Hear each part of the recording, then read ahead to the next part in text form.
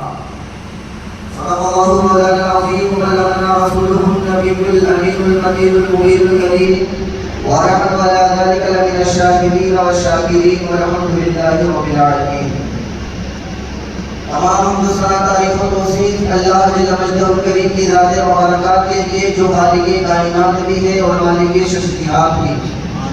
اللہ جل وعلا کی حمد و ثنا کے بعد حضور نبی اکرم نور مجسم شفیع امت رسول محتشم نبی مکرم اللہ کے پیارے امت کے سہارے رب کے محبوب دانائے غیوب مالک جواب امم فخر ارب و عجب والی قوم مکہ سیاہ مکہ سیدین سوجا سربر لالا خان گرے تابا سر نشین محوشا ماہ خوبہ شہنشاہ حسینہ تقیم مہ دورہ جلوہ صبح ازل نور ذات لم یزل باعث تکوین آدم فخر آدم و بنی آدم نیر فتحہ رازدار و اوحا شاہد و طغا صاحب علم نشرہ معصوم آمنہ احمد مجتبہ محمد مصطفیٰ صلی اللہ تعالی علیہ وسلم کی بارگاہ محرمات میں اپنی محبتوں عقیدتوں ارادتوں کا خراج پیش کرے اور بڑی آواز کرم اللہم صلی علی سیدنا و مولانا محمد وعلی الجن والکرم وآلہ الکرام وبہم کریم وبارک وسلم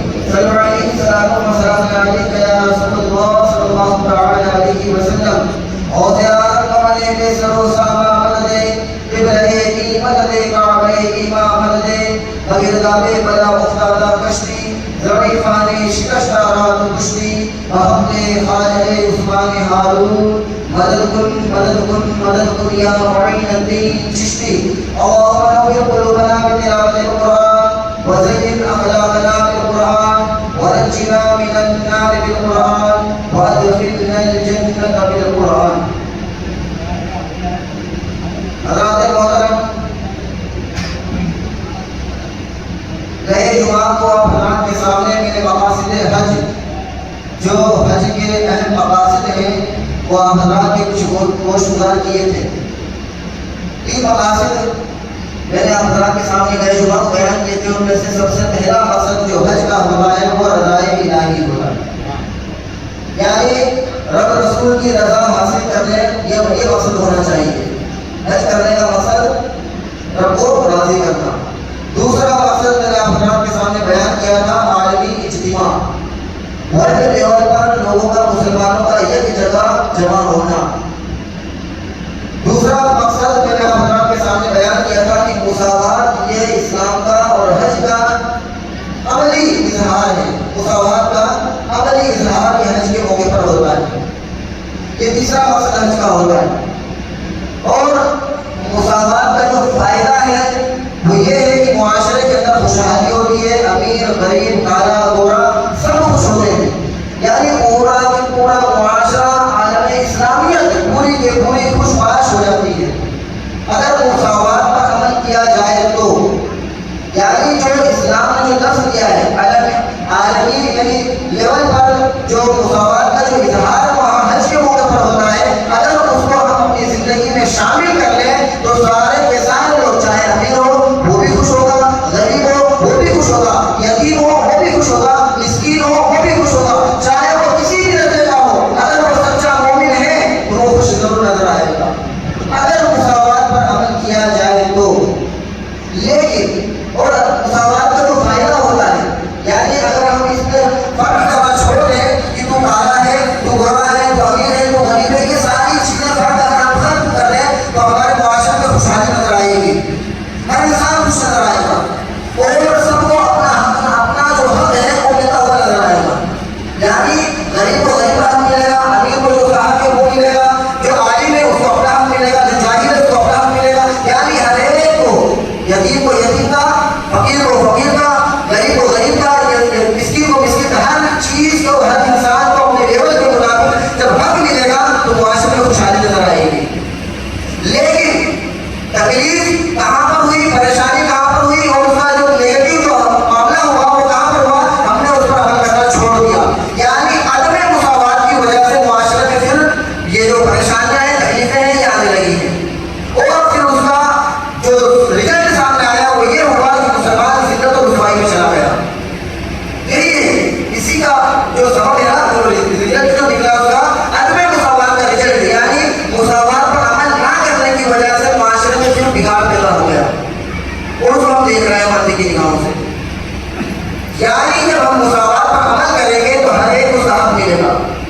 مرد کو مرد کہا، عورت کو عورت کہا. آج جو نعرہ لگایا جاتا ہے وہ جو آج لوگ نعرہ دے رہے ہیں کہ بیٹی بچاؤ بیٹی پڑھاؤ، جو نعرہ دیا گیا ہے یہ نعرہ آج کا نعرہ ہے، اور وہ بھی نعرہ اس لیے دیا جا رہا ہے کہ ہم لوگوں کے سامنے اور لوگوں کے درمیان عزت والے بن جائیں.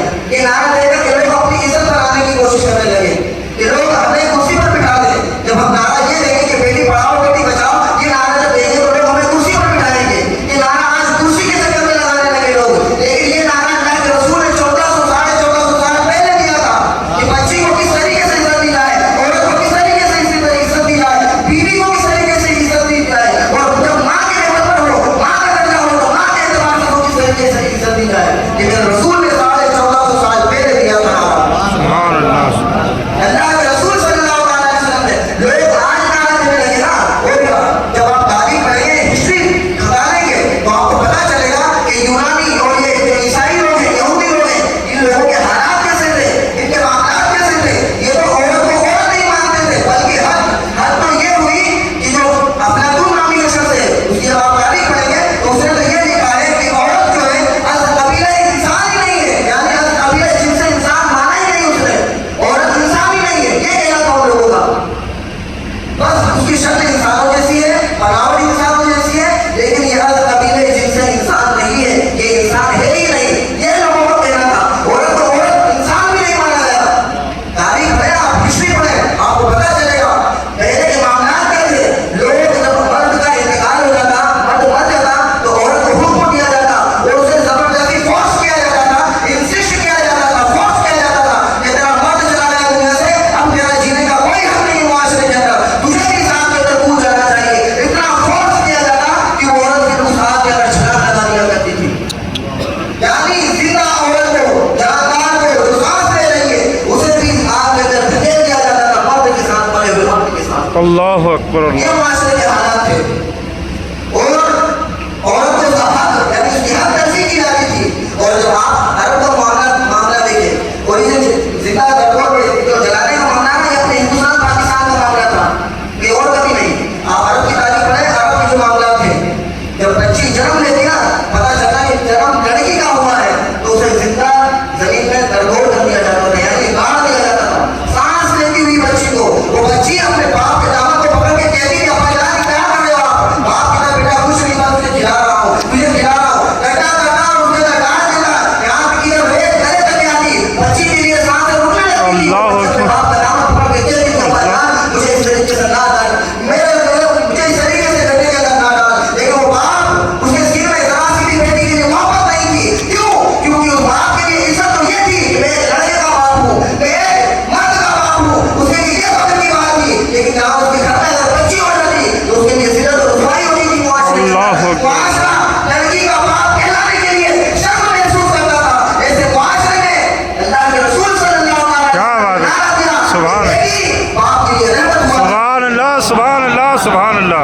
یہ کس نے دیا؟ آج ہم دیکھتے ہیں کہ آج ہم خود اپنے آپ کو محاسبہ کریں، اپنی گریبانوں میں جھانک کر کے دیکھیں. آج ہمارے لیے، اپنی بہن کے لیے، اپنی بیٹی کے لیے، اپنی ماں کے لیے اس طریقے سے عزت ہے. ایک بھائی اوور ٹائم فیکٹری کے اندر، کمپنی کے اندر اوور ٹائم کرتا ہے. کیوں؟ اس لیے کرتا ہے کہ مجھے اپنی بہن کے ہاتھ بھی لے کرتا ہے.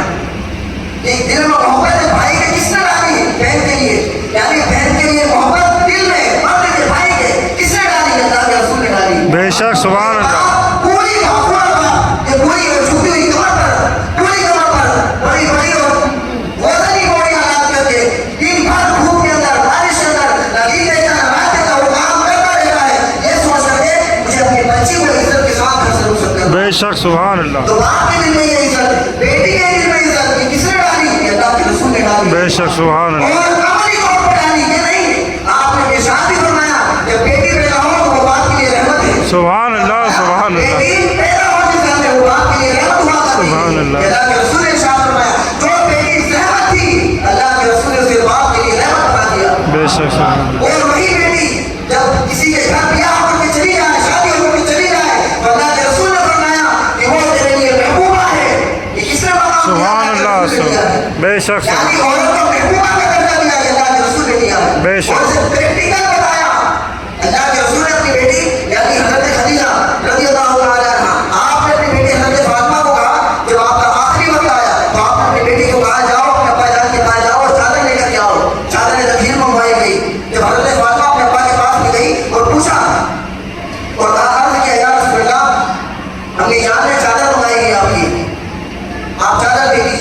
اس نے چادر اتار کر دے دی، لیکن معاملہ سمجھے نا، معاملہ کچھ نہیں تھے، تو آپ بھی حضرت فاطمہ کے پیچھے پیچھے چل سبحان اللہ کی طرف پہنچے تو حضرت خدیجہ نے کہا بیٹا تو چادر لے آئی؟ کہا ہاں یا رسول اللہ، ہاں امی جان میں چادر لے کر کے آ گئی ہوں۔ جب آپ نے چادر پیش کی تو حضرت فاطمہ نے پوچھا اے امی جان آپ نے یہ چادر کیوں منگوائی ہے؟ تو حضرت خدیجہ نے آگے سے جملے ارشاد فرمائے اے بیٹی میں چاہتی تھی، میری زندگی بھر کی یہ خواہش تھی جب میں چلی جاؤں گی دنیا سے تو مجھے تیرے ابا کے یعنی رسول کائنات صلی اللہ علیہ وسلم کی چادر تطہیر میں سبحان اللہ سبحان اللہ سبحان اللہ میں نے اس لیے یہ چادر منگوائی ہے۔ اللہ کے رسول پیچھے پیچھے آ رہے تھے، آپ نے جب حضرت خدیجہ کے یہ جملے سنے تو ارشاد فرمایا، آگے سے ارشاد فرمایا اے خدیجہ، حضور کی آنکھوں میں آنسو بھی آ گئے جب آپ نے جملے سنے نا کہ میری بیوی اس سے کتنی محبت کرتی ہے، اس کی خواہش کیا تھی کہ جو میں اپنے کندھوں پر چادر رکھتا ہوں وہ چاہتی ہے کہ اس کو اس چادر کے اندر دفنایا جائے، یعنی اس کا کفن دیا جائے، یہ خواہش ہے۔ اللہ کے رسول کی آنکھوں میں آنسو آ گئے اور آگے سے ارشاد فرمایا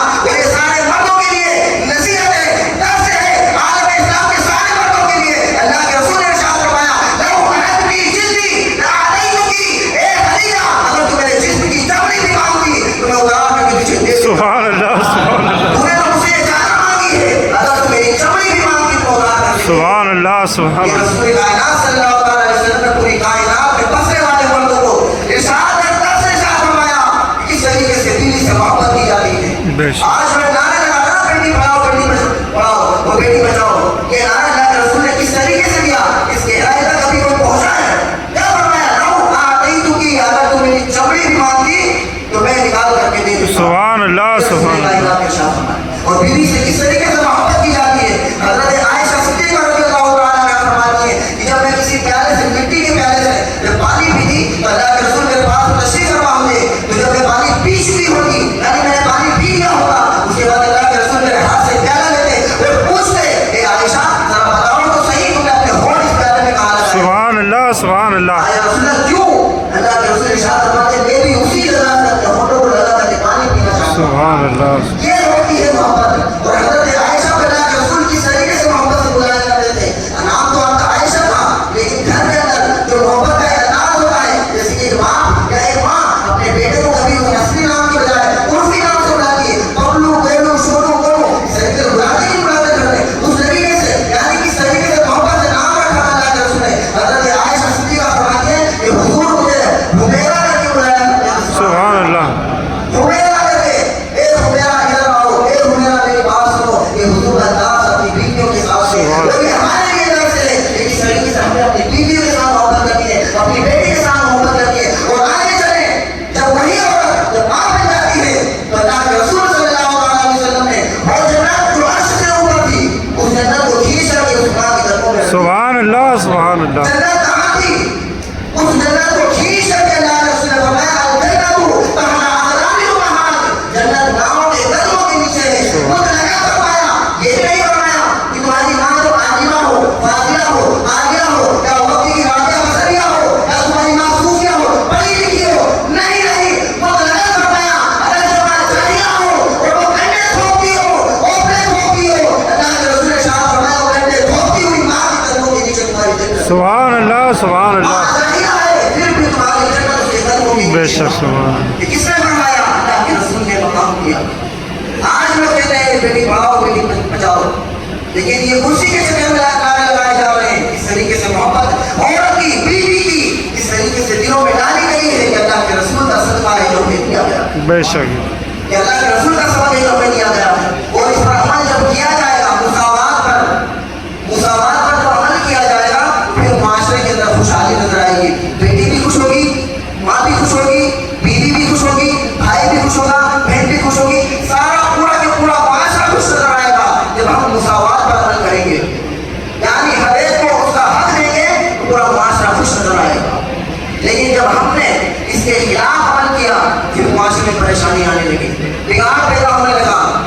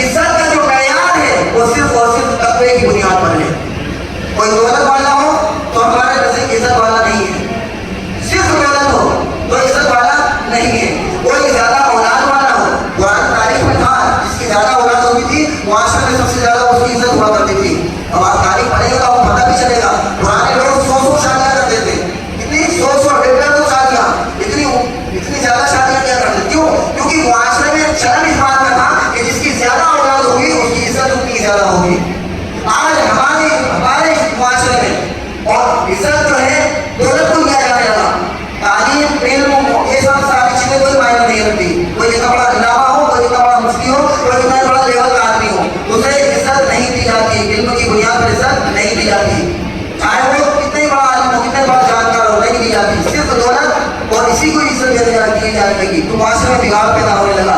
आज इंसान दूसरे का हक मार करके, उसका हक मार करके, उसमें हक मार के, जालिम जुल्म करके, गरीब का हक मार करके, किसी का पड़ोस का हक मार करके, पड़ोसी पर जुल्म करके, इज्जत और दौलत कमाने के चक्कर में माशरे में बिगाड़ पैदा होने लगा। इंसान चाहता है कि कहीं ना कहीं से दौलत आए, ब्याज हो, सूद हो, जैसा भी हो, बस दौलत आनी चाहिए, मेरे पास में दौलत आ जाए, मेरे लोगों में इज्जत बन जाएगी, माशरे में इज्जत बन जाएगी। और होने लगा ये, हो रहा है, तो लोग फिर एक दूसरे का हक मारने लगते हैं, फिर हराम की तरफ जाने लगे। क्यों? क्योंकि हमने दौलत को इज्जत देना शुरू कर दी। जिसके बाद जितनी ज्यादा दौलत है वो उतना ही माशरे के अंदर इज्जतदार है। आज ये सरकार भेजेगी, आलिम साहब को उठवा करके पैसे वाले को बिठाया जाता है, ये माशरे का हाल है हमारे। उसके लिए अच्छी से अच्छी लाल कारपेट भी उसी के लिए बिछवाया जाता है।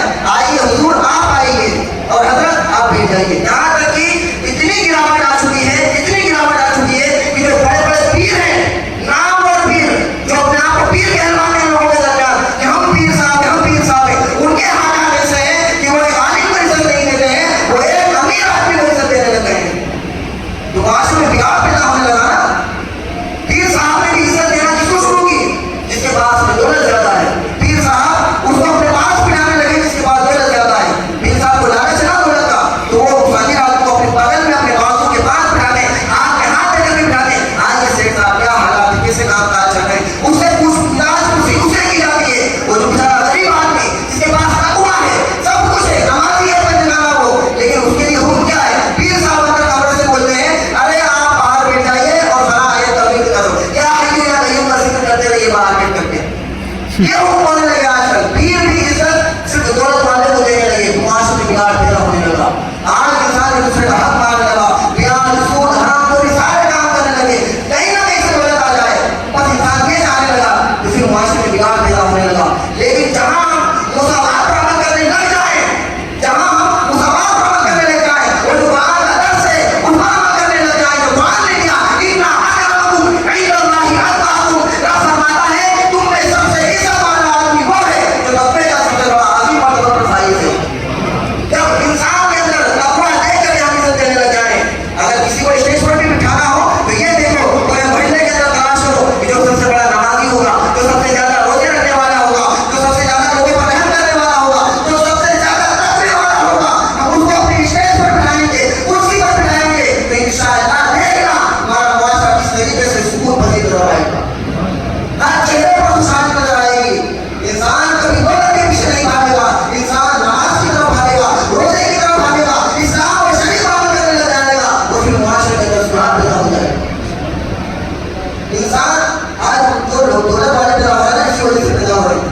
आज कोई अपने बेटे को आलिम नहीं बनाना चाहता, वो चाहता है कि मेरा बेटा अच्छे से अच्छा कंपनी में काम करे, अच्छे से अच्छे लेवल पर काम करे, बड़ा बिजनेसमैन बन जाए, बड़ा इंजीनियर बन जाए, बड़ा डॉक्टर बन जाए। हर आदमी की आज यही ख्वाहिश हुआ करती है कि मेरा बेटा अच्छे लेवल पर फाइज हो जाए। कभी किसी बाप की ये ख्वाहिश होंगे, 5-10% ऐसे होंगे जिनकी ख्वाहिश ये होती है कि मेरा बेटा अच्छा आलिम दीन बन जाए, मेरा बेटा अच्छा हाफिज़ कुरान बन जाए, मेरा बेटा हाफिज़ कुरान और उसकी इस्लाह बन जाए। बहुत कम लोगों की ख्वाहिश होती है, अक्सर और बेशतर लोगों की ये ख्वाहिश है कि मेरा बेटा अच्छे लेवल का इंजीनियर बन जाए, अच्छे लेवल का डॉक्टर बन जाए, अच्छे लेवल का वकील बन जाए। हर मर्द की ये ख्वाहिश है। क्यों?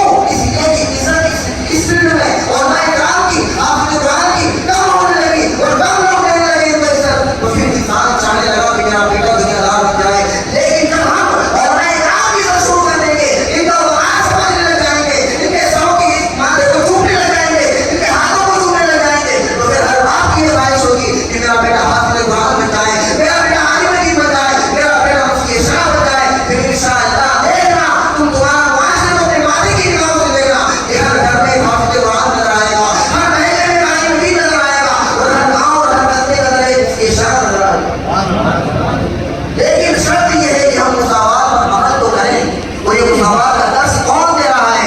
ये हज का जो मौका है, अरफात के मैदान में जो हम जमा होते हैं, ये एक अमली तस्वीर है इस बात की, अमली इजहार मुसावात का, कि चाहे कोई किसी भी लेवल का हो, सारे के सारे जमा होकर के एक लिबास के अंदर, एक वक्त में, एक ज़बान होकर के सब यही रब की बारगाह में कहते हैं लब्बैक अल्लाहुम्मा लब्बैक, अल्लाहुम्मा लब्बैक। सब लब्बैक तलबिया पढ़ते हुए नजर आते हैं। कोई किसी के तरफ फख्र महसूस नहीं करता है, कोई ये नहीं कहता कि मैं अपने गाँव का सरपंच हूँ तो मैं यहाँ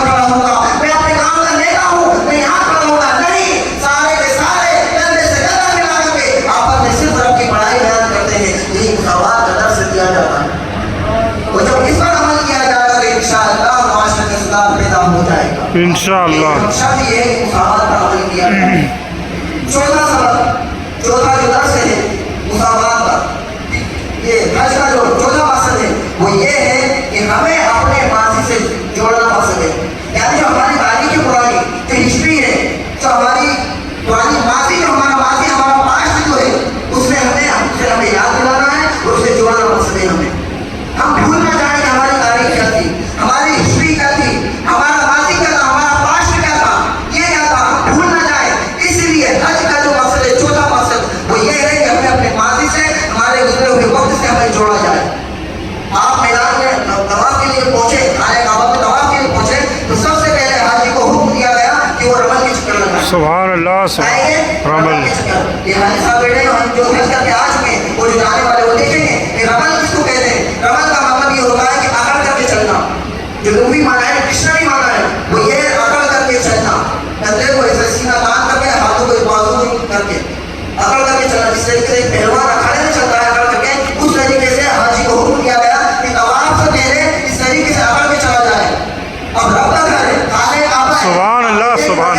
नमाज के लिए अगर आप लेट भी हो रहा, मसला सुन लीजिए, जब आप नमाज के लिए लेट हो रहे हैं तो कभी कभी ये होता ही है कि कुछ लोग दौड़ लगाने लगते हैं। अरे यार जमात भी छूट जाए, रकात भी छूट जाए, तो दौड़ लगा करके मस्जिद में आते हैं। बहुत से लोग आते हैं, मैंने देखा अपनी बातें की निगाहों से। तो हुक्म ये है, अगर चाहे तुम्हारी रकात छूट रही हो, लेकिन मस्जिद का अदब और एहतराम ये है कि तुम दौड़ ना लगाओ, आराम आराम से छोटे छोटे कदम करके। सुभान अल्लाह, सुभान अल्लाह। क्या होगा, क्या एक तो मस्जिद का अदब होगा, दूसरा ये कि जब आप जितने छोटे छोटे कदम रखेंगे आपको हर कदम पर नेकियां मिलेगी। सुभान अल्लाह। ये फायदा है, मस्जिद का अदब भी होगा, आपका वकार भी बरकरार रहेगा।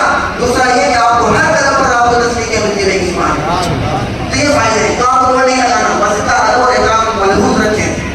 मतलब मस्जिद का ये भी खाने का, ये भी रब का घर है ना, ये भी खाने खुदा है, ये भी रब का घर है, तो इसका भी एहतराम किया जाए। लेकिन वहां पर हाजी को अकड़ के चलने का हुक्म दिया गया, जबकि वो तो खाने काबा है ना, वहां तो होना ये चाहिए था कि हाजी को हुक्म होना चाहिए कि अपने माथे की निगाहों पे चले, ऐसे भी ना चले, अपने आंखों के बल चले, ये हुक्म होना चाहिए।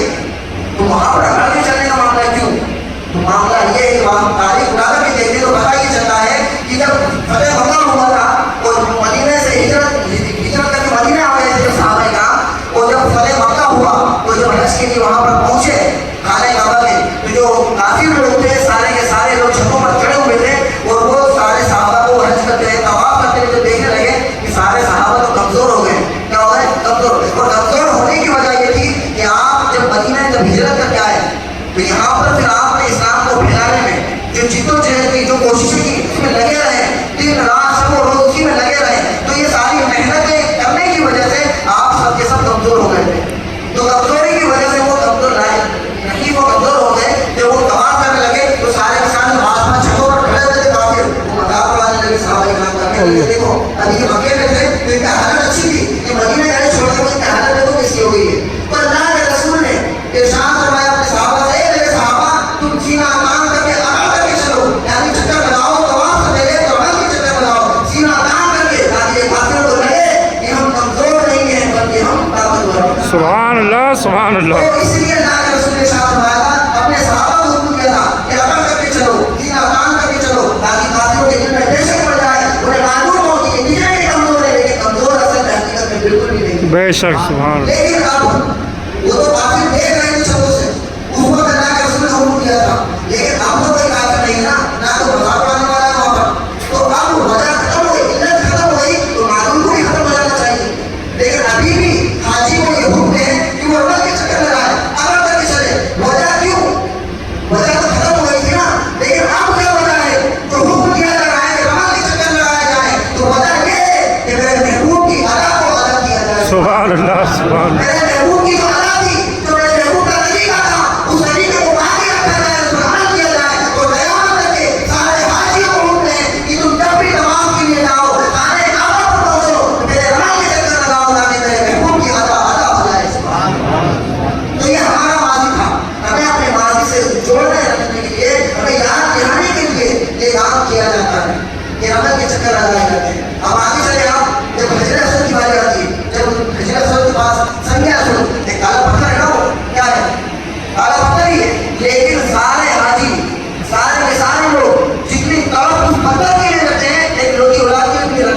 بے شک کوئی باپ اپنی ایک لوٹی اولاد کے لیے اتنی کشش اور اتنی محبت اور اتنی دلچسپی نہیں رکھتا جتنی اس پتھر کے لیے رکھتا ہے. یہ شکل کا کالا پتھر، لیکن ہر حاجی ہر آدمی اسے چمٹنے کے لیے، اسے بوسہ دینے کے لیے مرا جا رہا ہے، تڑپا جا رہا ہے، کسی نہ کسی طریقے سے اس پتھر کے قریب پہنچ جاؤ اور اپنے فوٹو سے لگا لوں.